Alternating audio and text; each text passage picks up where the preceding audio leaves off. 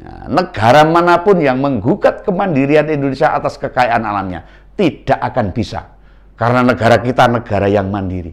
Tidak mau bergantung pada negara lain. Nah, yang begini-begini ini nih, biasanya tidak dikabarkan oleh lawan-lawan politiknya Pak Jokowi, lawan-lawan politiknya pemerintah. Ya misalnya Pak Amin Rais, Pak Rizal Ramli, Pak Rocky Gerung, Pak Sudirman Said, dan teman-temannya pura-pura nggak tahu, pura-pura nggak dengar.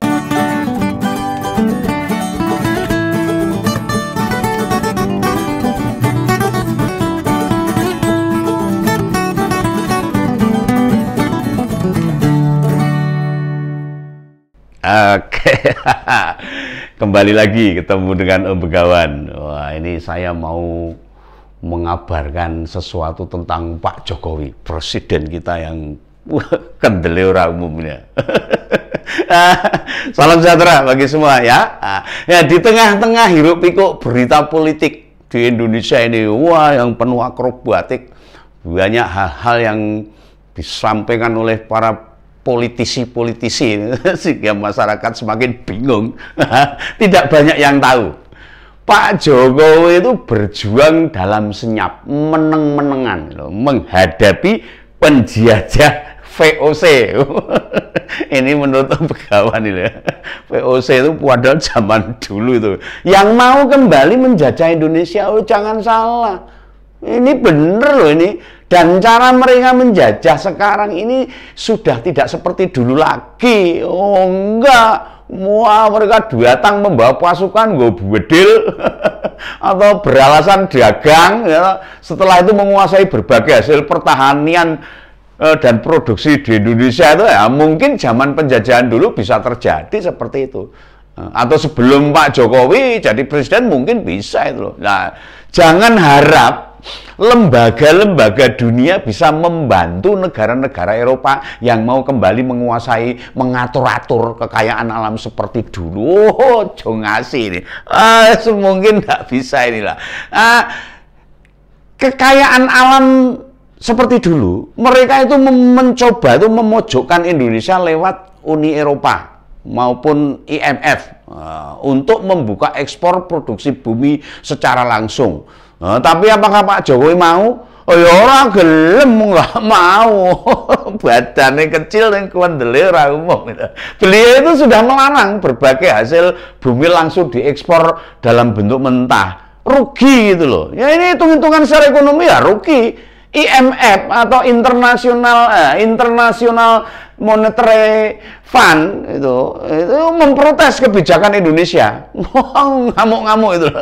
Pertengahan bulan ini kebetulan ada acara di Indonesia dan mereka mendatangi kantor Pak Luhut Binsar Panjaitan, Menko Maritim dan Investasi itu. Intinya itu mereka ingin tahu apa sih alasannya Indonesia melarang ekspor bahan baku mentah? Itu tanya sama Pak Luhut itu, IMF itulah. Ya kita tahu kalau IMF itu kan semacam lembaga bantuan keuangan internasional yang membantu banyak negara jika mengalami kesulitan keuangan. Dan mayoritas pemilik dana itu ya di IMF itu ya negara-negara Eropa sana itu loh. Ya harusnya IMF itu tidak layak bertanya begitu itu loh. Orang layak loh. Sebab dia bukan lembaga yang ngurusi sumber daya alam dunia. Ya atau semacam WTO yang menilai perdagangan dunia agar berjalan dengan fair. Ya mungkin IMF mencak-mencak sebab sekarang Indonesia sudah bisa mandiri. Bisa mengolah kekayaan alamnya sendiri ya. Di zaman Pak Harto dulu IMF itu sudah kayak juragan loh, juragan, dan bangsa kita ini kayak buruwe dan kita ini cuma kacungnya itu loh. Ingat foto fenomenal Pak Harto tanda tangan pinjaman ke IMF tuh. Sedangkan direktur IMF waktu itu dijabat oleh Michael Kamdesus, itu ya melihat dengan tangan sedakep kalau tidak salah itu awal tahun 1998 sebelum Pak Harto jatuh itu loh. Iya no, itu lihat aja fotonya itu. Nah, Pak Luhut Yang menemui utusan IMF langsung mencak-mencak, marah-marah itu loh. Lihat aja Pak Luhut itu kan jenderal itu, mantan tentara itu loh. Lalu dia tanya, ngapain mereka mau intervensi urusan dalam negeri kita? Marah itu Pak Luhut itu. Oleh Pak Luhut malah ditantang. Ditantang nih. Ngapain? Negara maju selalu melihat negara berkembang seakan-akan berada di bawah mereka. Indonesia ini sebagai negara berdaulat tentu tidak mau diatur-atur negara lain. Wah, ini bagus ini Pak Luhut ini, kondel ini. Pak Jokowi kan juga sudah berpesan itu, kita mandiri dan berdaulat. Ya, salah satunya kita punya hak tidak mengekspor nikel dan boksit. Nah, berbentuk raw material. Kalau diolah dulu di dalam negeri, Indonesia akan mendapatkan nilai tambah. Jadi diolah dulu. Nilai tambahnya ada, orang bahan mentah itu loh. Bagus Pak Luhut ini. Ketularan Pak Jokowi itu kedelin. Nah, jika dari hasil alam itu tidak ada nilai tambah, ya enakan mereka. Enakan mereka yang tidak punya sumber daya alam malah yang mengelola malahan. Kan lucu gitu loh. Kita yang punya sumber daya, mereka yang mengelola. Kita dapatnya cuma kecil. Ya nggak bisa begitu. Ya toh, kan yang dapat tambahan keuntungan kan mereka kalau begitu caranya. Lah Pak Luhut sampai berani bilang begini loh. Indonesia itu negara besar dan kaya dengan sumber daya alamnya. Jangan pernah menganggap remeh loh. Apalagi menilai kita tidak mampu mengelola sendiri hasil alam. Ya, buktinya kawasan Indonesia Timur mulai terlihat kemajuan setelah ada hilirisasi. Jangan anggap Indonesia negara ecek-ecek. Negara sudah mulai berani dan maju ini. Nah, kembalinya Freeport, Blok Rokan dan Blok Mahakam yang selama puluhan tahun dikuasai asing membuktikan keberanian Pak Jokowi melawan Barat. Oh, ini rakyat harusnya seneng dan ikut punya rasa nasionalisme. Oh, Indonesia harus jaya. Nah dulu meski presidennya bekas militer, nyatanya melawan negara Barat yang ngeper tuh rawani.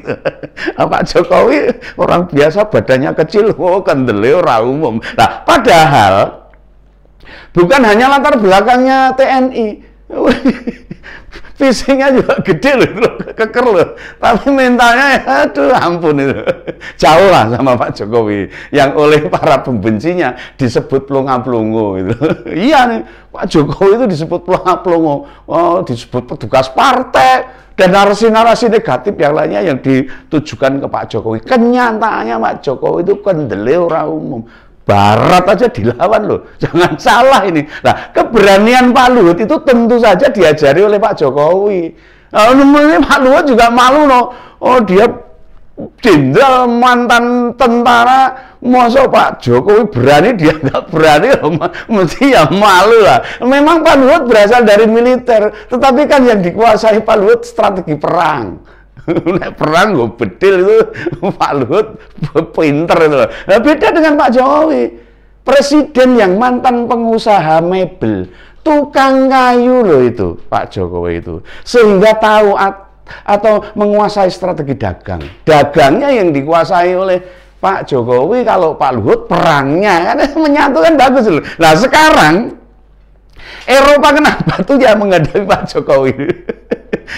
Kena batunya ini, mumet ini Eropa ini menghadapi Pak Jokowi ini mumet loh. Indonesia itu bukan negara ecek-ecek loh. Ingat, jangan pernah meremehkan Indonesia. 10 tahun lalu mungkin mereka bisa atur Indonesia ini. Oh, Indonesia bisa diatur, masih bisa diatur. Sekarang jangan pernah berharap sedikit pun mengatur Indonesia. Dengan proses hilirisasi berbagai sumber daya alam, paling tidak tahun 2021 mampu menarik investasi sebesar 45,6 miliar dolar US. Wow, kebalik US dolar. Lah ekspor industri nikel juga mencapai 33,8 miliar US dolar.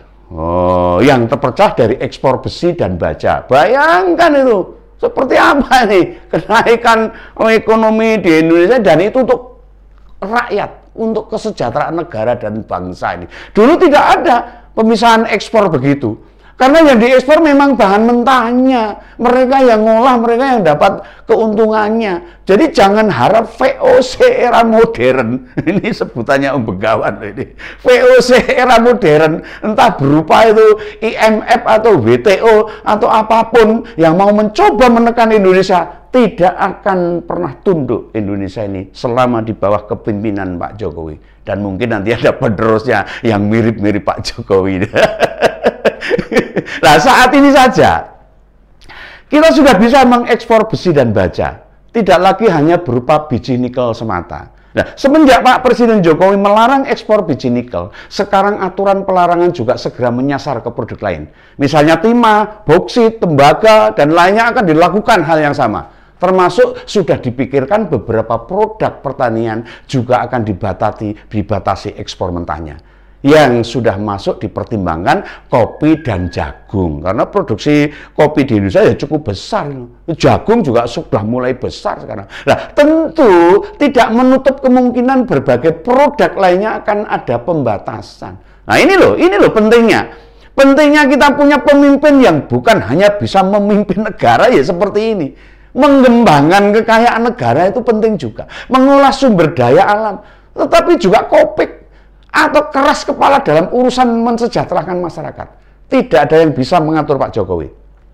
Ya toh? Bagaimana mengembangkan berbagai produk turunan agar rakyat Indonesia mendapatkan nilai tambah. Nah, kita ini sudah 77 tahun merdeka loh. Namun baru 8 tahun Presiden Indonesia yang benar-benar mau kerja keras. Tidak hanya memikirkan kemajuan bangsanya, tetapi juga meningkatkan kualitas bangsa ini. Jangan sampai kalah dengan bangsa lain. Ya, bisa jadi sekarang kita sulit menemukan penjajahan negara atas negara lain, tetapi banyak yang tidak sadar. Penjajahan atas penguasaan ekonomi juga tidak kalah kejamnya.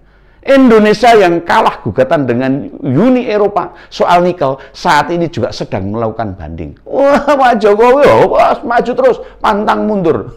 Sebab sebelumnya kita bisa memenangkan gugatan yang diajukan terhadap Uni Eropa ini di World Trade Organization atau WTO atas pengenaan biaya masuk anti dumping atau BMAD itu. Produk biodiesel asal Indonesia.